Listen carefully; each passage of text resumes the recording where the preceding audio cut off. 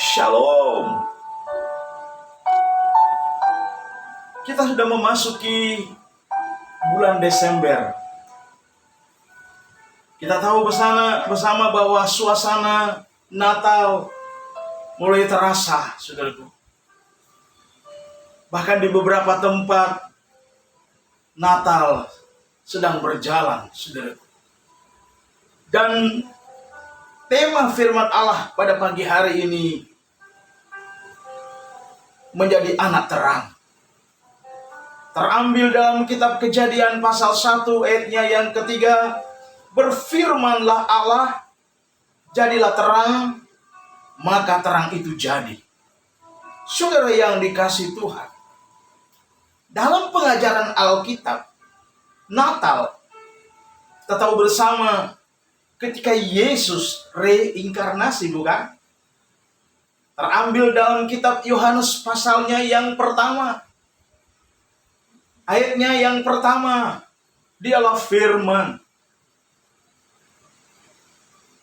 Dan dia adalah manusia. Saudaraku, dia 100% manusia dan 100% Allah.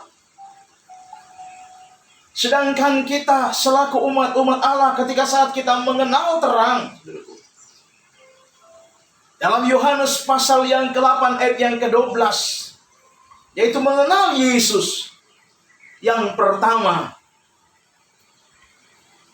sebagai anak-anak terang. Yang pertama adalah mengenal Tuhan. Sebab tanpa landasan mengenal Tuhan dengan baik dan benar, tidak mungkin kita berada dalam terang. Yang kedua, dalam Yohanes 8 ayat yang ke-12 dikatakan dialah terang dunia. Dan dialah juru selamat, saudara.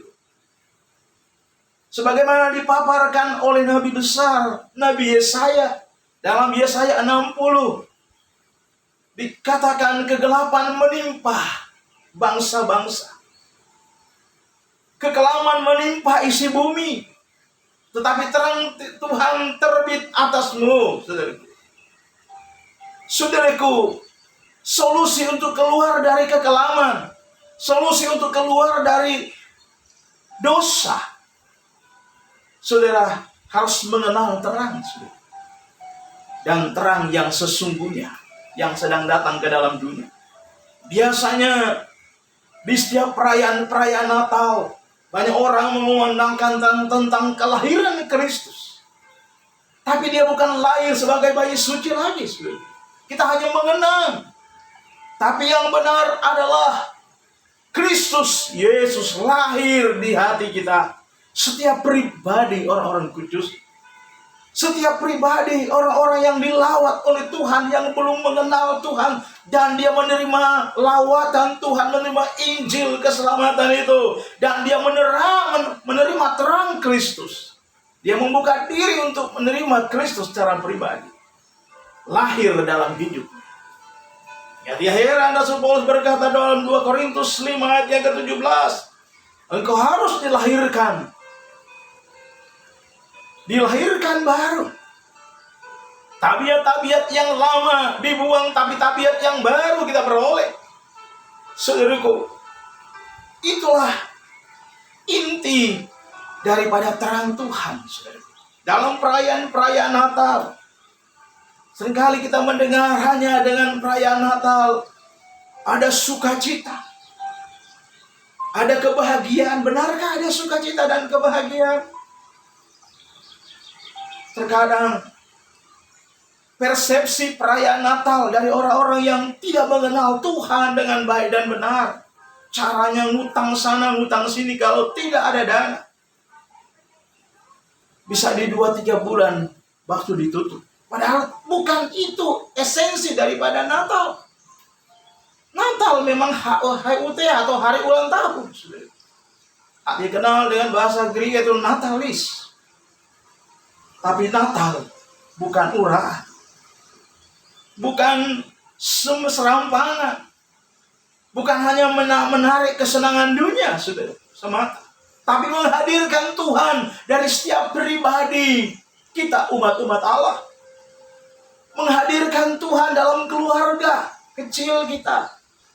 Menghadirkan Tuhan dari setiap masing-masing kita. Anggota tubuh Kristus. Kembali lagi pertanyaan. Apakah di hanya bulan Desember kita mengalami kebahagiaan? Tentu tidak, bukan? Tetapi perayaan Natal itu adalah bagian daripada kasih Allah kepada isi dunia ini. Solusi untuk keluar dari kegelapan dosa. Manusia tidak berdaya karena dicengkram oleh kuasa kegelapan. Karena diikat oleh ikatan dosa. Karena diikat oleh kekelaman dunia. Karena itu Bapa yang kekal itu mengirimkan Sang Putra. Itulah Kristus Yesus Tuhan. Dia datang menjelma menjadi manusia. Itulah Natal. Dibuktikan ketika dia dilahirkan di kandang hewan, di kandang binatang dalam Matius pasal 2. Ayatnya yang ke-10 dan ayatnya yang ke-11. Para Majus dari timur tengah, dari Media, dari Persia, dikatakan oleh kitab suci dari orang-orang yang intelektual, saudaraku. Ya, orang-orang besar yang mereka merindukan sang terang yang ajaib itu. Itulah para Majus dari timur. Saudaraku, saat mereka jumpa dengan Sang Putra yang kudus itu, mereka mengapresiasi dengan 3 item, saudaraku. Pertama yang mereka lakukan sebagai bukti dia adalah Tuhan, saudaraku.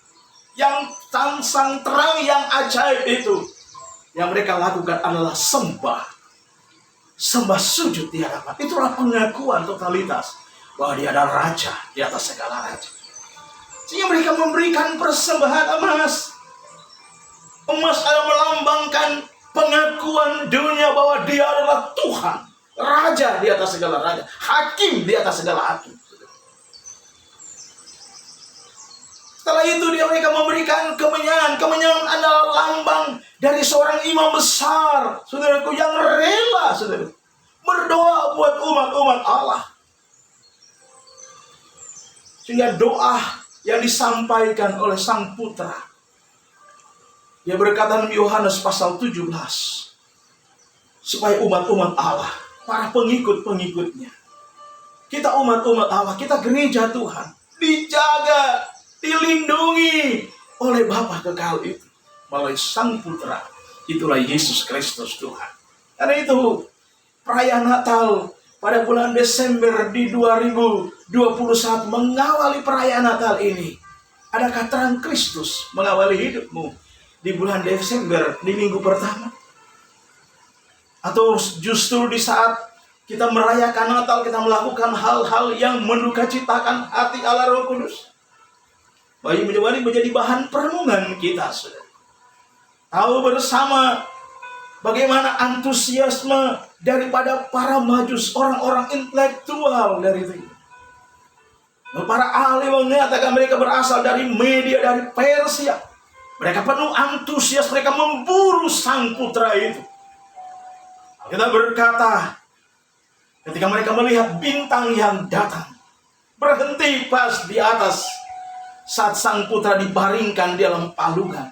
Dan tempat yang sangat yang sangat sederhana, tapi tidak mengurangi rasa hormat para ilmuwan besar itu, para orang-orang besar itu, memberi hadiah terbesar buat Sang Putra selain emas, kemenyan dan mur, saudara.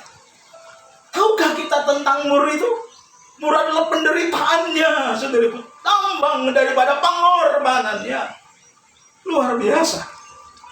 Dia rela minum mur yang pahit itu untuk menanggung dosa isi dunia. Sadarkah kita Perayaan Natal ini bukan lagi kita menyongsong sang bayi lahir, tapi perayaan Natal satu kode identitas kita menyongsong hari kiamat tiba.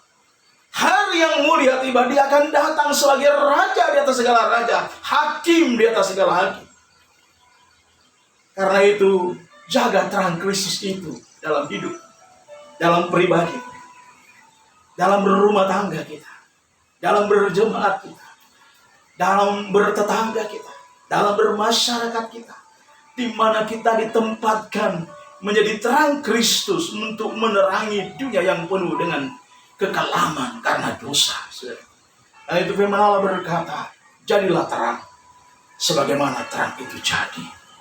Dalam Kejadian 1 tadi ayat yang ketiga. Haleluya.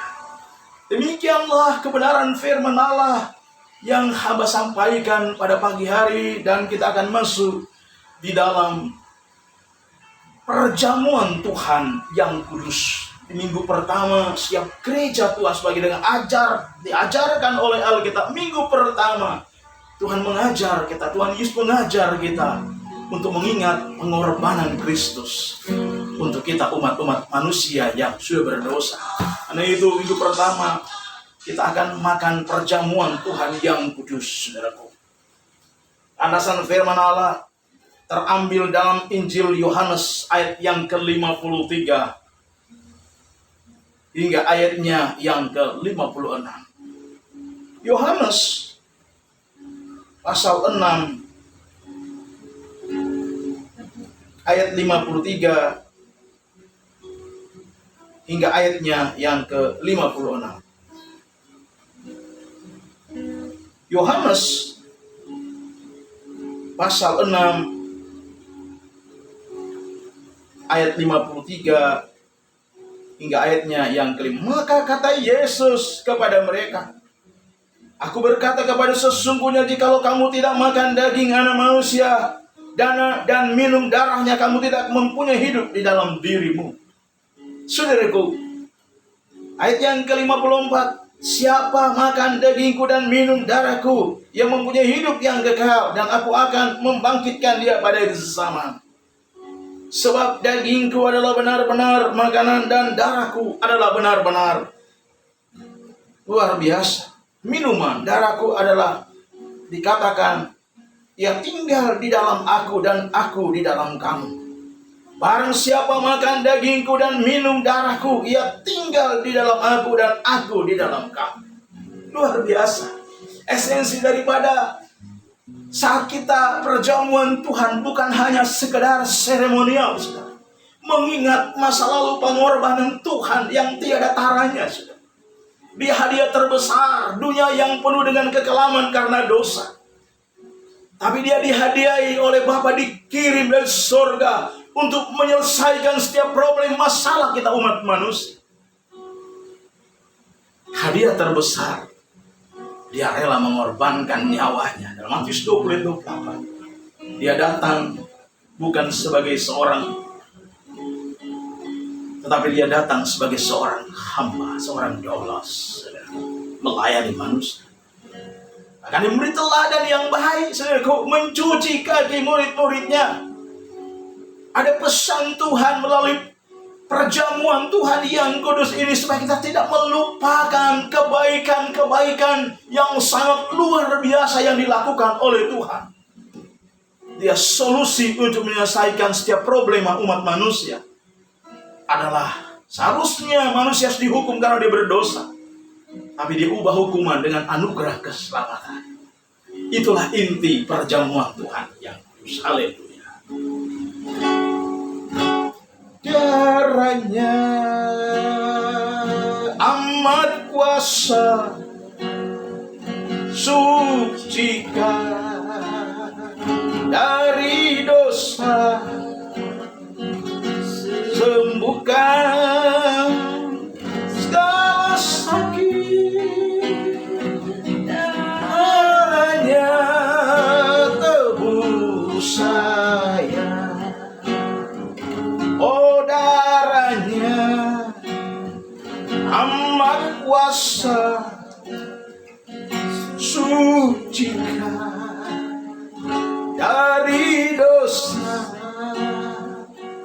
sembuhkan segala sakit, darahnya tebus saya.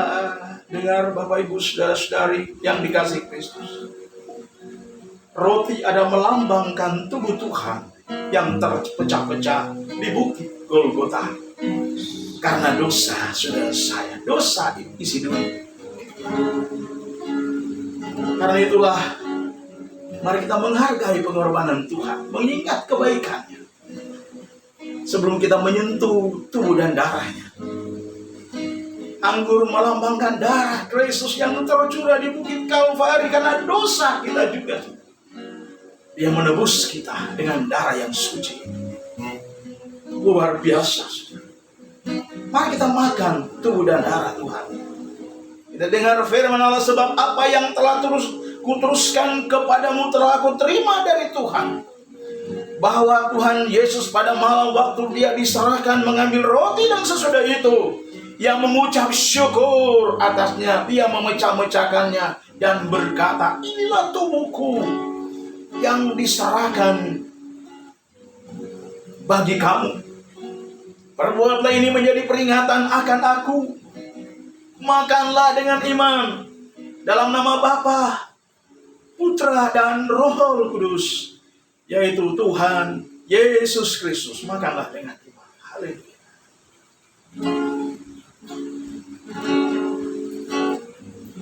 Tubuhnya sudah hancur karena dosa kita. Haleluya. Terima kasih atas pengorbanan Bapa. Engkau Bapa yang baik dalam hidup kami. Engkau mengaruniakan keselamatan kepada kami. Engkau mengampuni pelanggaran kami, menghapus dosa kami melalui darah suci. Kita angkat cawan. Haleluya. Puji Tuhan.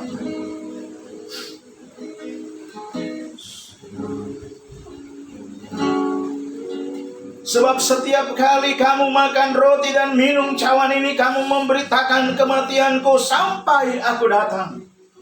Minumlah dengan iman dalam nama Tuhan Yesus Kristus. Haleluya. Saudaraku yang dikasihi Kristus, saat kita perjamuan Tuhan yang kudus, ada pesan Tuhan buat kita. Dalam ayat terakhir dia berkata, dia memberitahukan kepada kita maksud daripada perjamuan Tuhan itu. Kamu memberitakan kematianku sampai aku datang. Dia akan datang dalam Yohanes pasal 14 ayat 1 sampai yang ketiga. Dia akan datang ke dalam dunia untuk menjemput saudara dan saya. Luar biasa, itulah inti perjamuan Tuhan.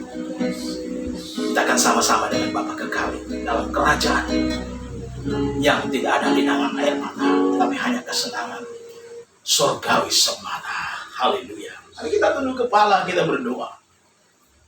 Bapa surgawi, dalam nama Tuhan Yesus Kristus, kami bersyukur kepadamu di mengawali bulan Desember, bulan yang penuh sukacita, di mana kami merayakan perayaan Natal Kristus. Kami bersyukur Tuhan, Engkau menghadiahi kami Sang Putra dikirim dari surga untuk menyelesaikan setiap problema manusia, di mana dunia yang sudah dikuasai oleh kekelaman karena dosa.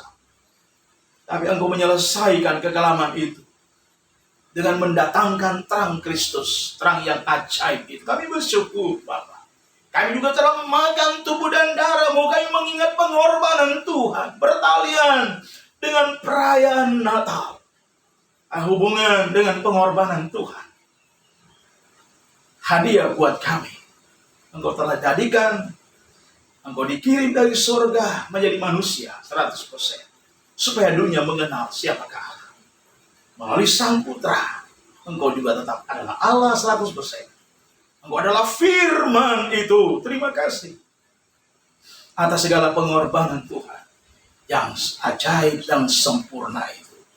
Di dalam nama Tuhan Yesus Kristus kami percaya, kami yang mendengar firman dan nasihat Allah, kami percaya kami diberkati oleh Tuhan. Di dalam nama Tuhan Yesus. Haleluya. Amin. Tuhan memberkati kita semua pada pagi hari ini. Haleluya. Puji Tuhan.